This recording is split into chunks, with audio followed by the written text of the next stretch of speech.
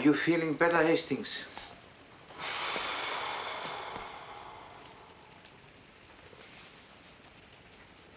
Yes. Yes, I am, as a matter of fact.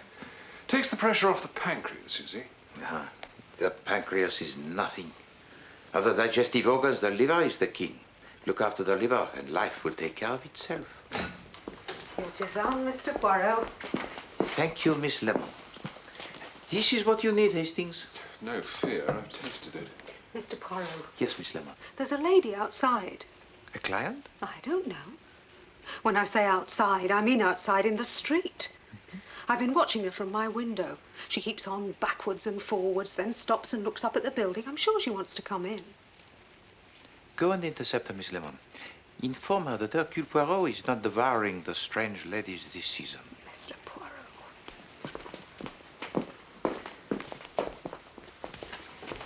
To leave the pancreas alone, Hastings, is the best advice I can give you. And look to your diet. What did you eat last night, huh? Do not tell me. You went to that Indian restaurant you keep on telling me about, n'est-ce pas? The Orient has much to teach us, Poirot. You have been warned, Hastings. Do you know what is the most heavily taxed import in Belgium? Rice.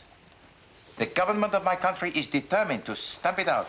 Look, I was brought up on rice. Rice pudding. And how are you feeling, Hastings? Well... Yes, Hastings, but we happen to be living in the cold country. The Indian philosopher Rabindranath Tagore specifically recommends rice as a cure for all known ills. She won't come in, Mr. Poirot. She denied wanting to see you at all at first. Then she said she'd meet you. Where?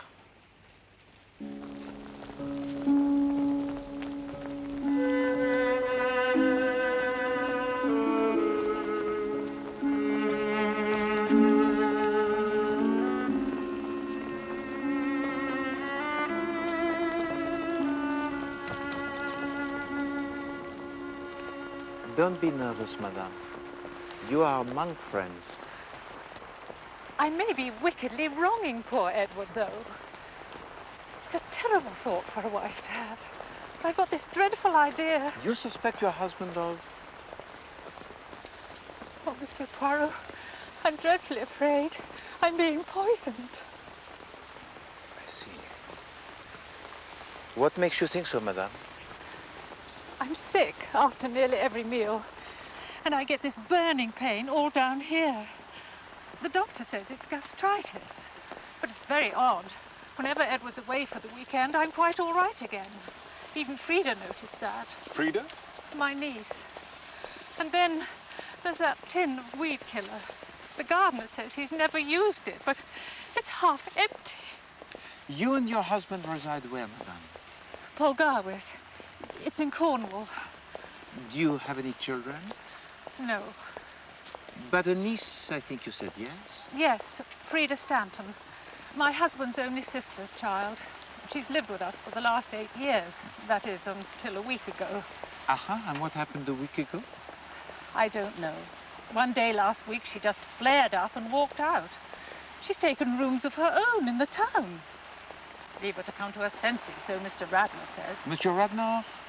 Oh, he's just a friend. A very pleasant young fellow. Anything, between him and your niece? Nothing. Absolutely nothing. Madame, we must be brutal. Do you know of any reason why your husband should wish you out of the way? Yes, I do. There's a yellow-haired hussy that works for him. My husband's a dentist, Monsieur Poirot, and nothing would do, but he must have a smart girl, as he put it, to make his appointments and mix his fillings for him. Go on, madame. Well, there's talk round the town. I mean, her with her bobbed hair and a white overall. Of course, he swears it's all right. But then he would, wouldn't he? It makes me cold talking like this. Alors, let us then be practical.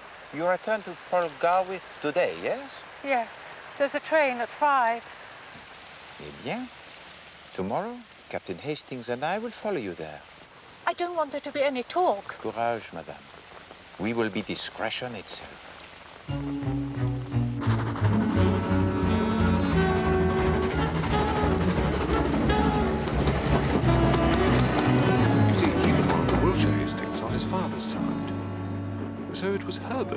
family to Cornwall? Yes, Herbert was my father. Who was your mother then? Maud Hastings. At least she wasn't Hastings till she got married. She was Maud Willoughby. What are you doing, Hastings? Well, I'm trying to get these relationships sorted out.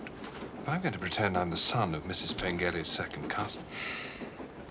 What do you think of this case, Hastings? Nasty business, I'd say. Unless Mrs. Pengelley's making the whole thing up. Madame Pengelley did not strike me as being the hysterical woman, Hastings. No, if I mistake not, we have here a very poignant human drama.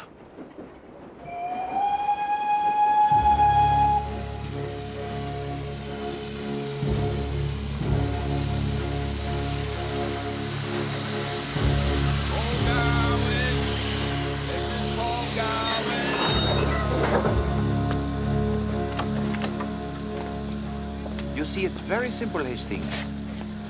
Ordinarily, a woman will accuse anyone in the world except her husband. She will stick to her belief in him through thick and thin. Well, this other woman complicates matters. But you mean affection may turn to hate under the stimulus of jealousy? Exactly.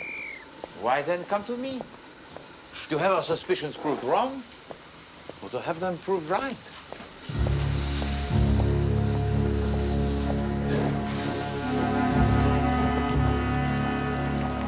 In a town like this, Hastings, woe betide any husband who buys a tin of wheat killer.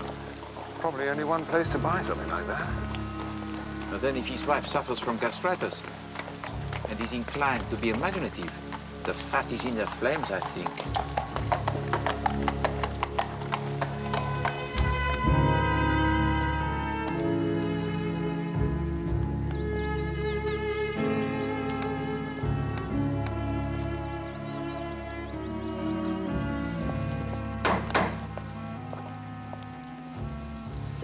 If Monsieur Pengelley chooses for dalliance his receptionist, Hastings, he chooses unwisely.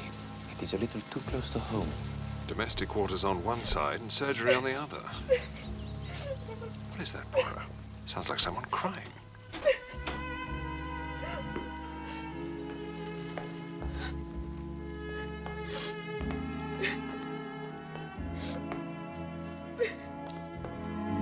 In here, Hastings.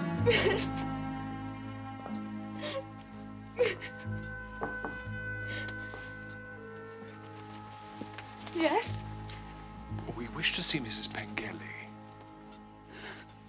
You can't. She's dead. Dead?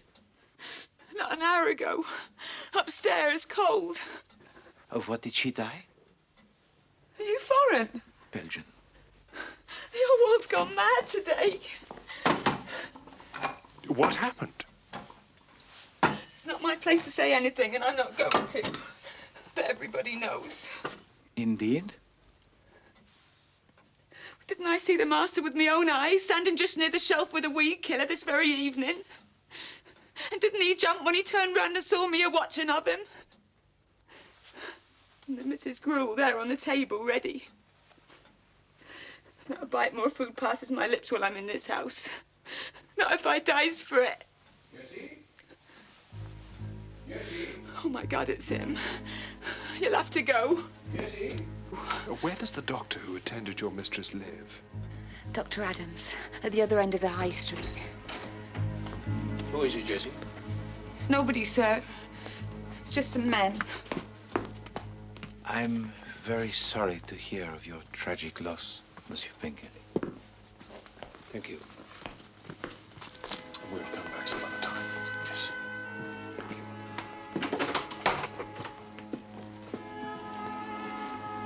Thank you, mademoiselle.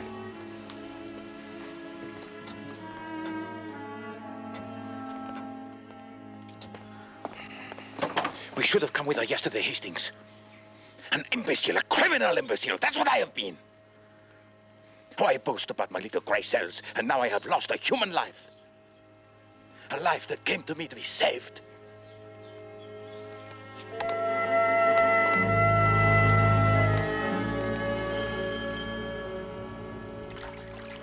Damned nonsense.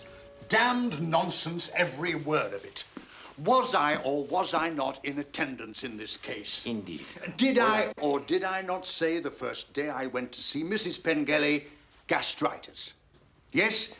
Did I ever waver from that diagnosis? No, I did not.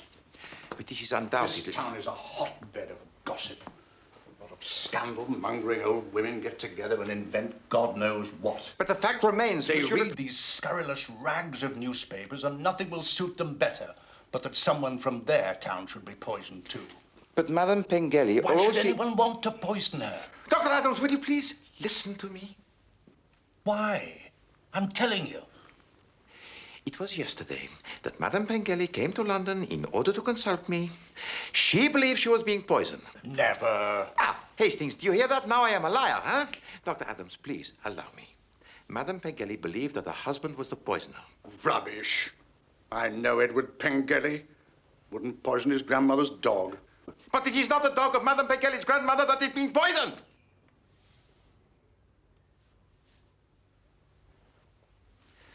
Madame Pengelley believed that her husband had fallen in love with his receptionist. Fallen in love? Yes. Edward Pengelley isn't the sort of man to fall in love. We played golf together. Never been in love in his life. Damn fine dentist, too. I'll be blunt with you, Mr. Poirot. We in Polgarwith don't need you outsiders coming in spreading your tittle-tattle. All I am trying to tell you, Monsieur le Docteur, is what Madame Pengelley thought.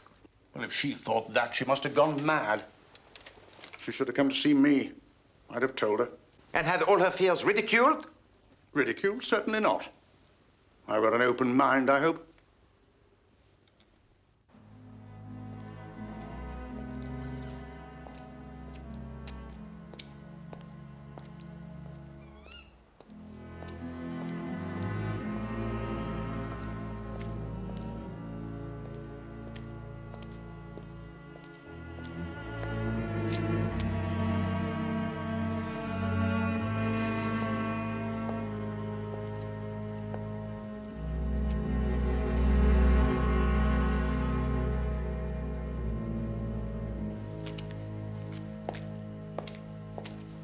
Fall in love?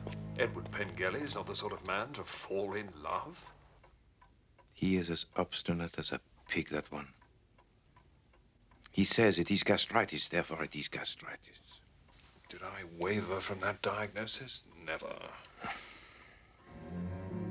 A doctor who lacks doubt is not a doctor. He's an executioner. Poor Madame Pengelley, surrounded by such closed minds. We owe it to her, Hastings, to unmask her murderer.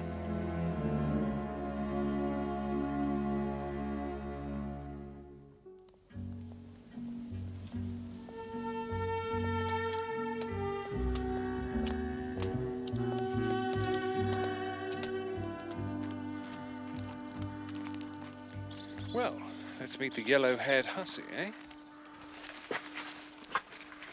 What is this hussy, Hastings?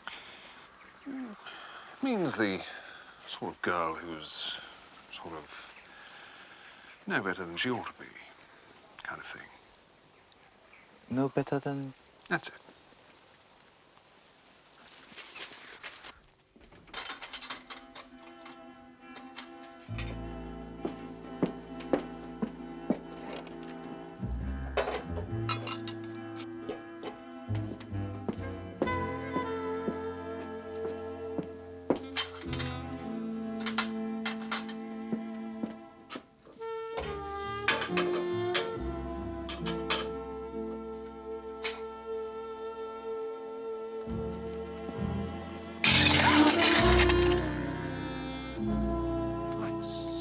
Oh, I'm sorry.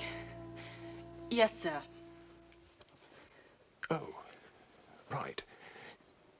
Look, I'm the second cousin of, no. Good morning.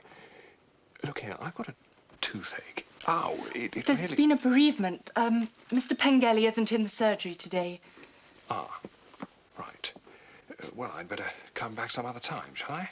It is all right. I will look after him. Come along, Hastings. What? Oh, right. I'll come back next week then.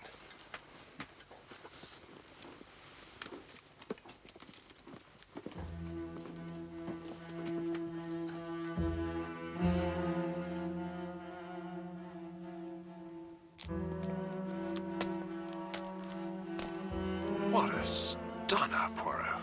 You must not excite yourself, Hastings.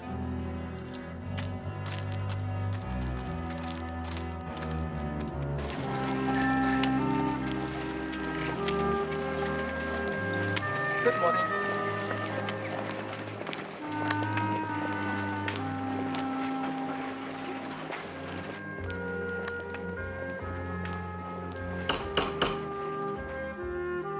And what do you think of our little town? It is charming, madam. I hope you find us interesting enough. Indeed I do. Miss Stanton, dear, gentlemen to see you. Who are you? Hercule Poirot. And you? Jacob Radnor. Oh, poor Auntie.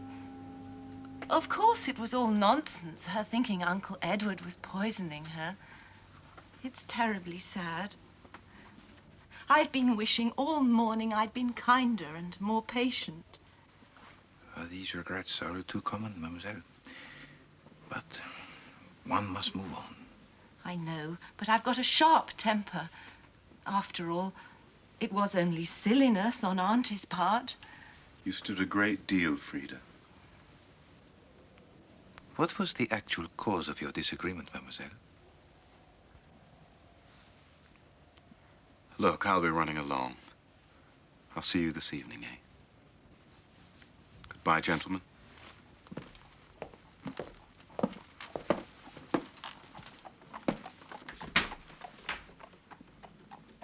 Thank you. You are affianced to Monsieur Radnor. Is that not so? As a matter of fact, yes. Uh-huh. How did you know? Well, one does not have to be the greatest detective in the world to notice him. Oh, I see. That was the whole trouble, actually, with Auntie. She did not approve of the match for you. It wasn't that so much. But you see, Yes.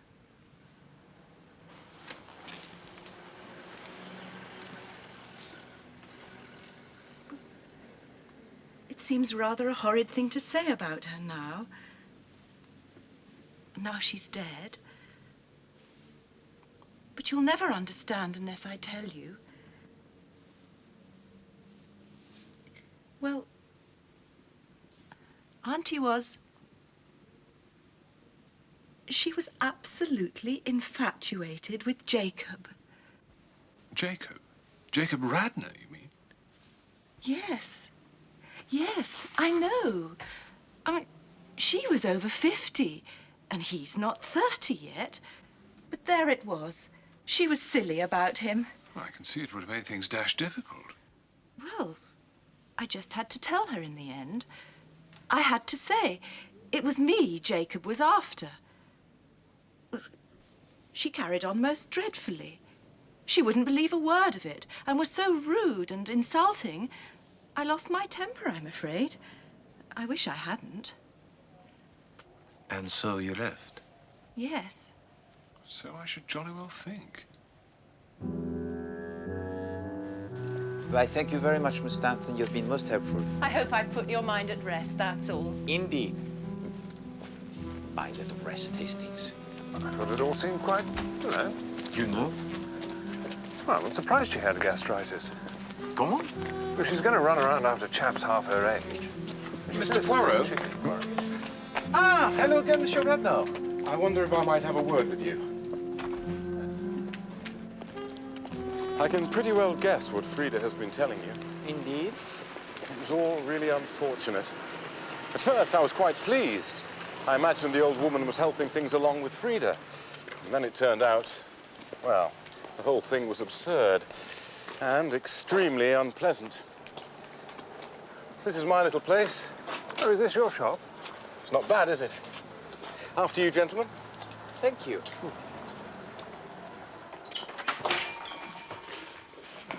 Oh, good morning, gentlemen.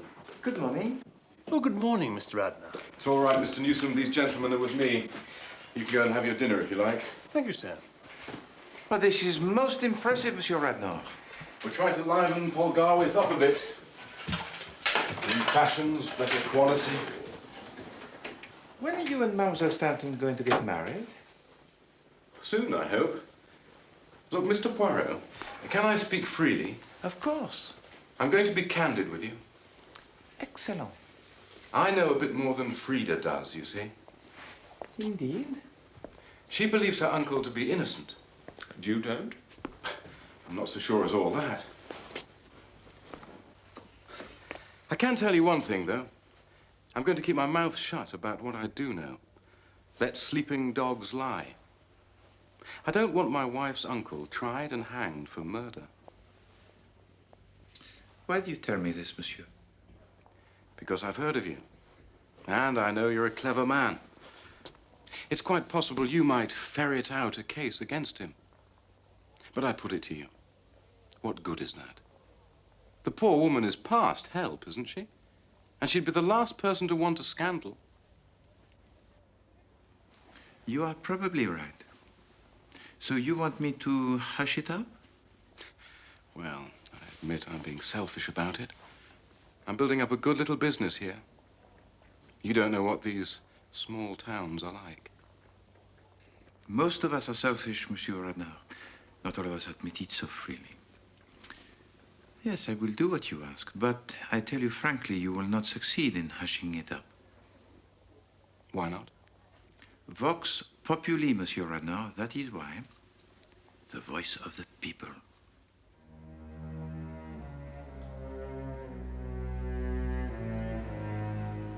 Earth to earth,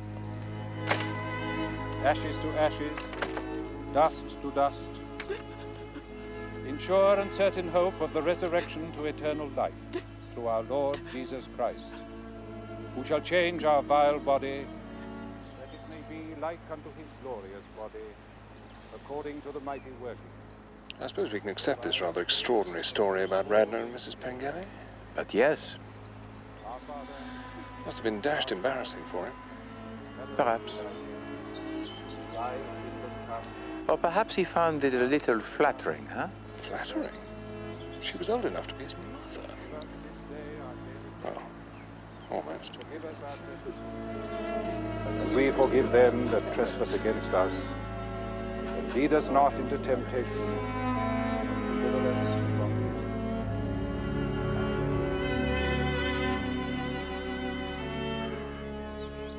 Madame Pengelley was an estimable and charming lady.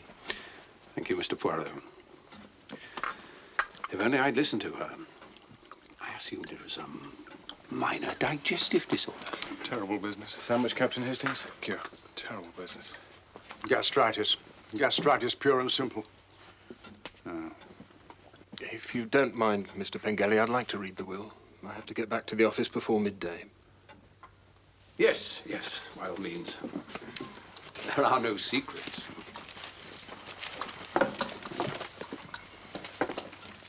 It's quite straightforward, really. After the usual preamble, Mrs. Pengelley leaves £2,000 in trust for her niece, Miss Frida Stanton, until she's 40. The residue of her estate, which amounts to some £20,000 in government bonds, she leaves to her husband, Edward Pengelley.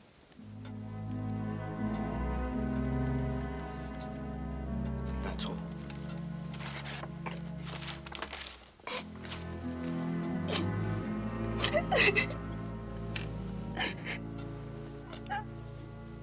If you'll excuse us. Thank you. I think I should take her home.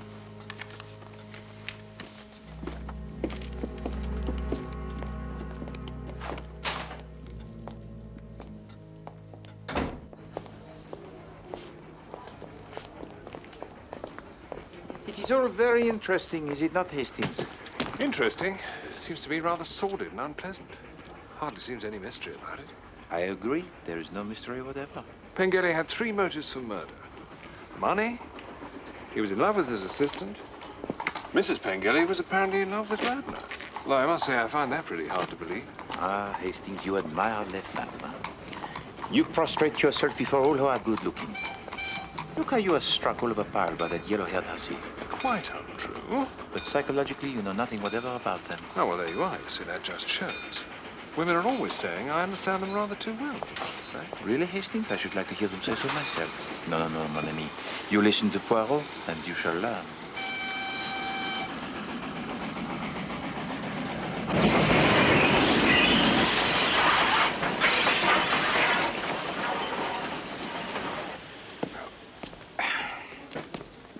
In the autumn of a woman's life, Hastings, there comes always one mad moment when she longs for romance, for adventure before it is too late, even if she is the wife of a respectable dentist in a country town.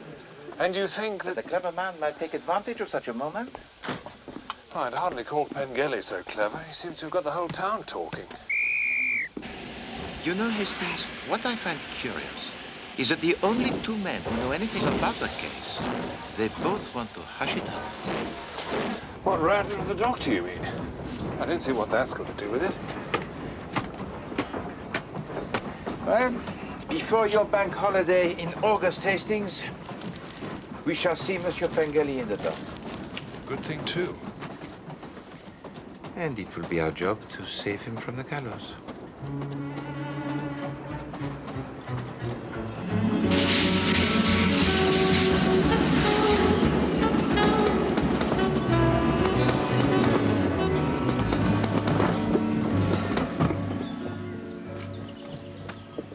Let's pick them up.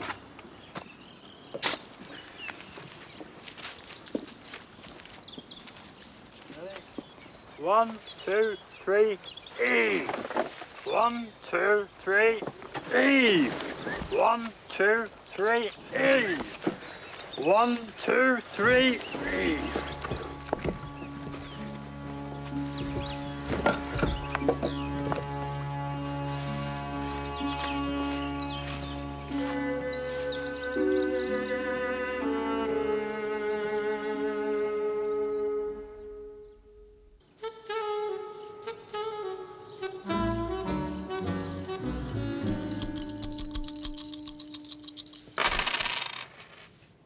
Heads and a tail. 2 yins and a yang. Right. It's number 15. I don't understand this. You sure you were thinking about Poirot? His hexagrams come out as chien. What's that mean? Modesty.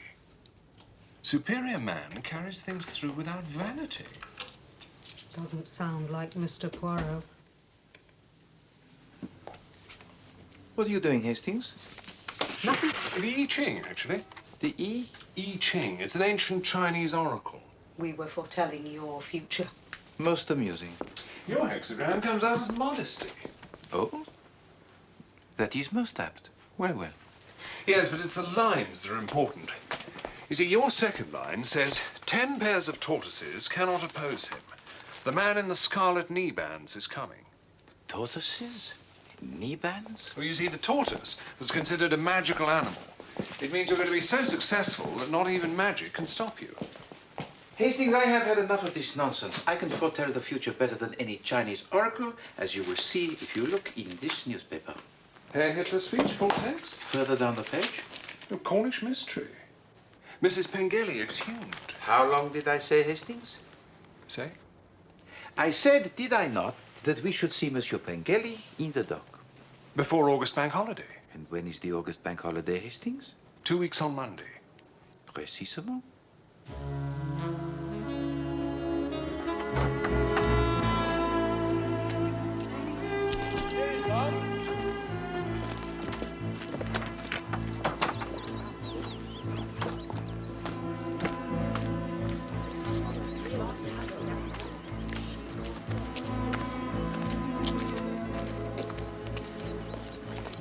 He's done nothing. Now. Oh, you're wrong. People tell lies. They tell terrible lies. He's innocent, I tell you. He's innocent.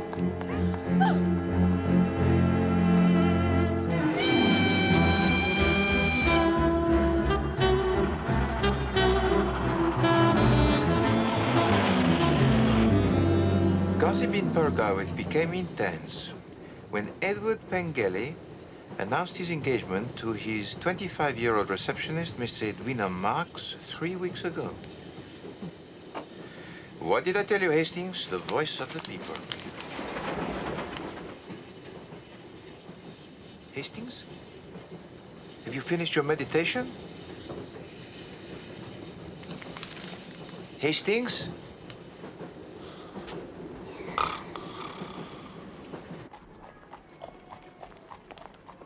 And what was the reason for your visit? No particular reason. I often dropped in to see them. We were friends. Did you see Mrs. Pengelley on this occasion? No, she was in bed, I was told.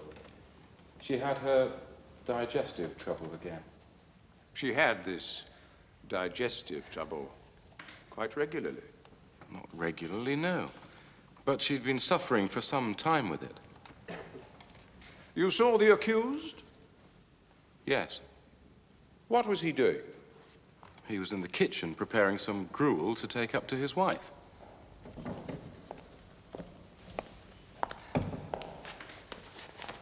Now, what I want you to tell the court is exactly what met your eyes when you went through that door into the kitchen. Well, I saw Mr. Pengelley. He had his back to me. He was putting a tin up on a shelf. There was a tray with a bowl of gruel on it on the kitchen table. One moment, Mr. Radnor. This tin that Mr. Pengelley was replacing, can you tell us what was in it? No. Can you describe it to us? It was a bit bigger than a cocoa tin. It was yellow with black printing on it, or perhaps dark blue. Could we see Exhibit D, please?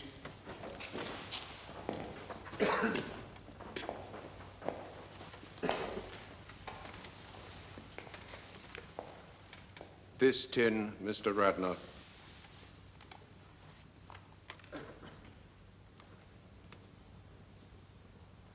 Yes.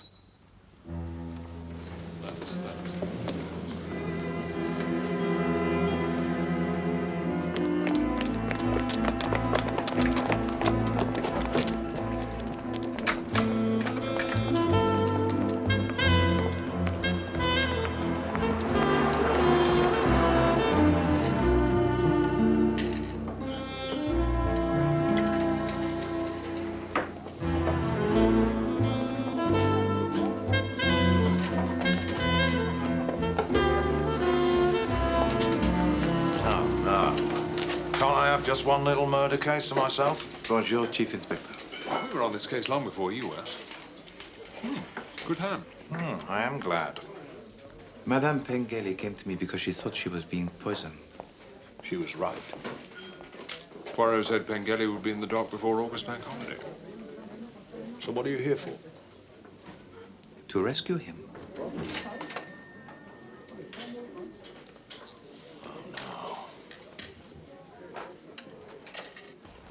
He had the means to do it, the weed killer. He had the opportunity to do it. He lived in the same house and prepared some of her meals. He had the motive to do it. The yellow-haired hussy who has to be no better than she ought, huh? And yet, Inspector, he did not do it. I can name 6 people who had the motive to kill Madame Pengelley. What about Mademoiselle Stanton, for instance? She inherits under her aunt's will. Don't spoil it, Poirot. This is a little holiday for me. It's an open and shut case. Everyone knows Pengelley did it.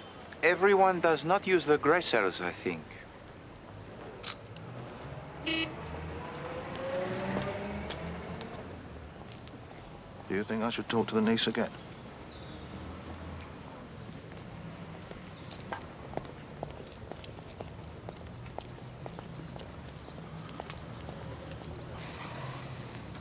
Certainly.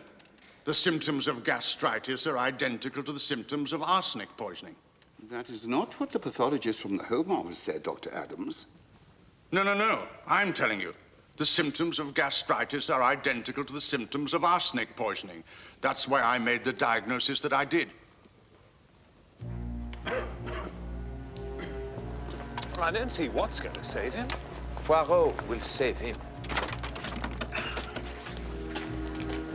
With the help of the Vox Populi, of course. Well, the Vox Populi seems quite certain Pengelley did it, if you ask me. Précisément. You have now grasped the nub of the matter. Poirot?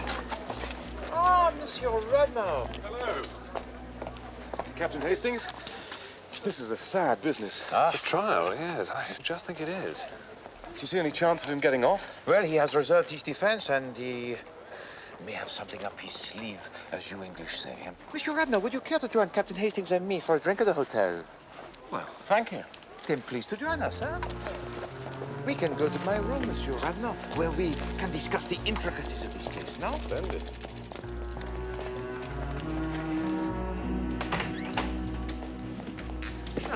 Please, sit down, Monsieur Radnor.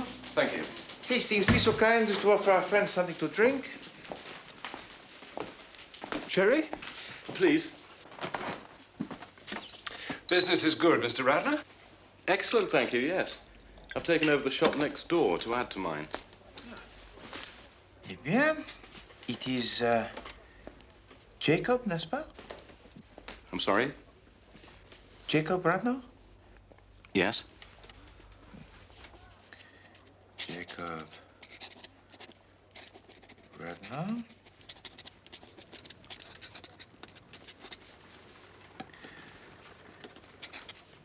Of 21 4th Street, yes?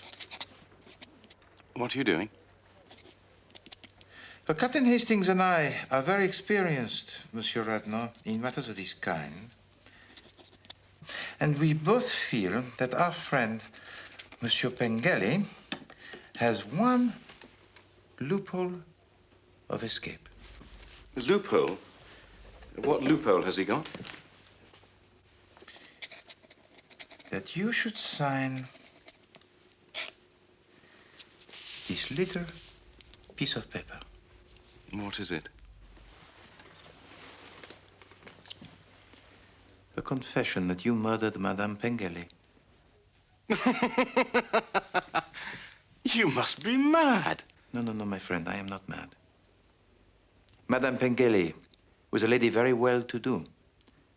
But the small allowance she made to her niece was not sufficient for your ambitious schemes. No. You must get rid of both her and her husband. And then all the money would go to Mademoiselle Stanton, no?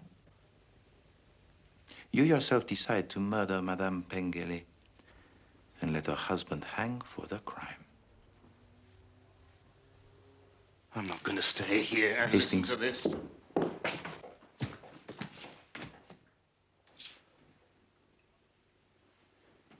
You've got no right to keep me here. Nevertheless, you will stay.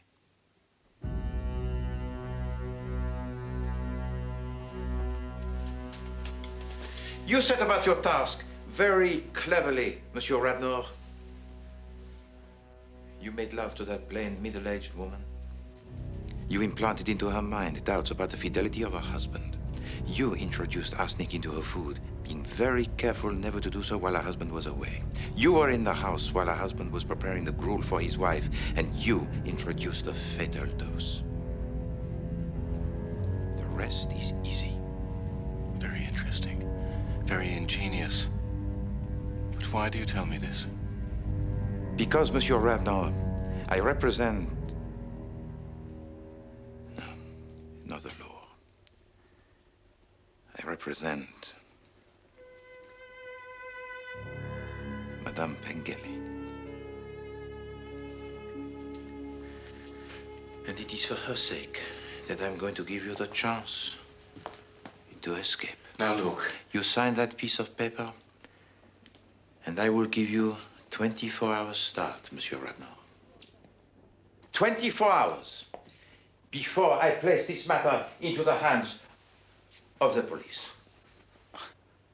You can't get away, Radnor. Look out of that window.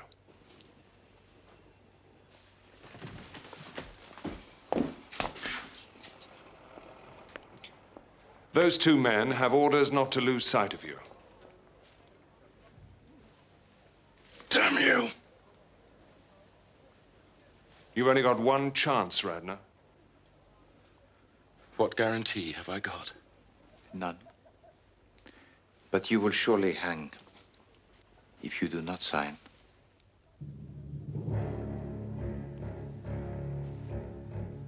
All right.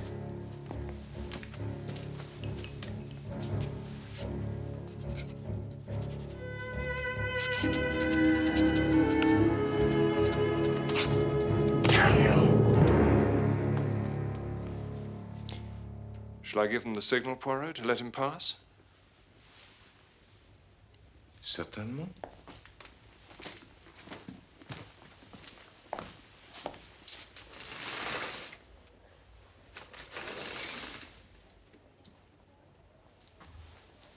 You have 24 hours, Monsieur Renard. I'll get back at you, Poirot. One day. I think not, my friend. In 2 days, you will be in the prison cell.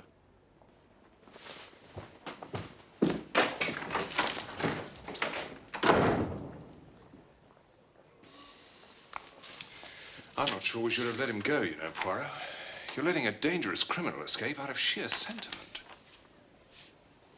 No, Hastings. That was not sentiment. That was realism. We have no shadow of proof against him. The only chance was to frighten him into confession.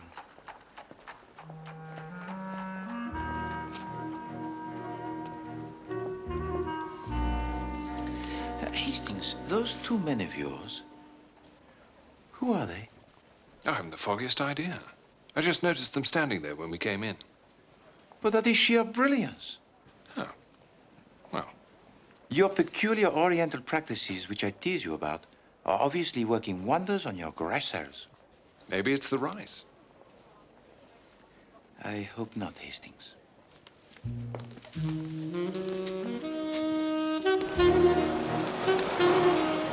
Where are we going?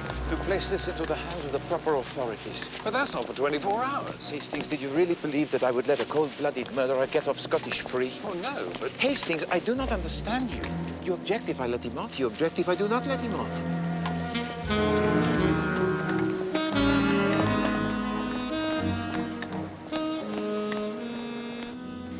That very day I see it, sir. I see his hand hovering over the Mrs. Gruel, sir. Whose hand? Well, his, sir. The master's, sir. And was there something in that hand, Miss Dawlish?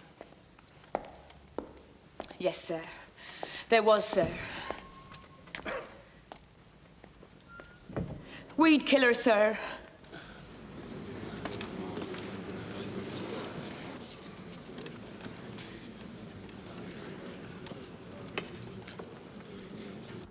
When you say weed killer, Miss Dawlish...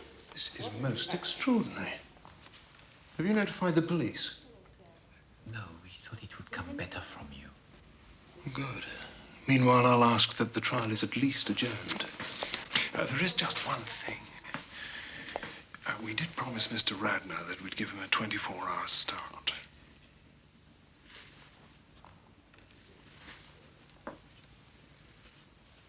My lord, I put it to the court that not only can Mrs. Pengelley have absolute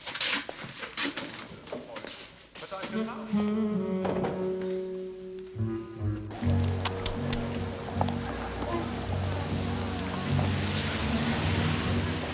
Don't get many of them in, Peckham.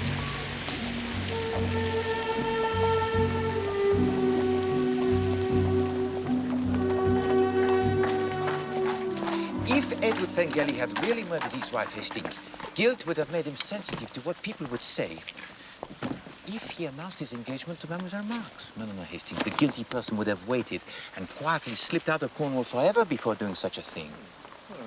Well, there's Jab. You making yourself? I don't know what you're going to tell him. Nothing at all, Hastings. I hate to be the bearer of bad news. He will learn soon enough that his open and shut case has the broken hinges. Poirot, come and try one of these. My dear Jab. Poirot, Hastings.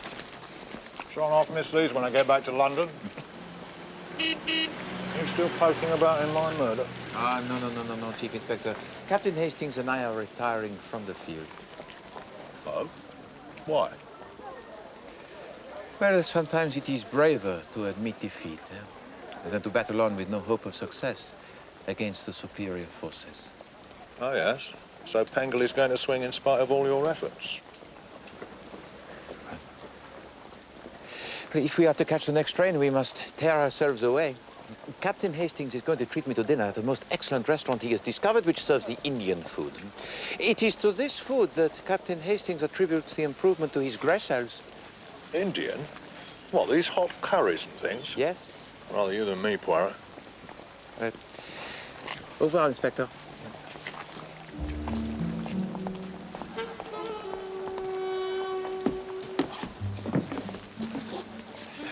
Make haste, my friend.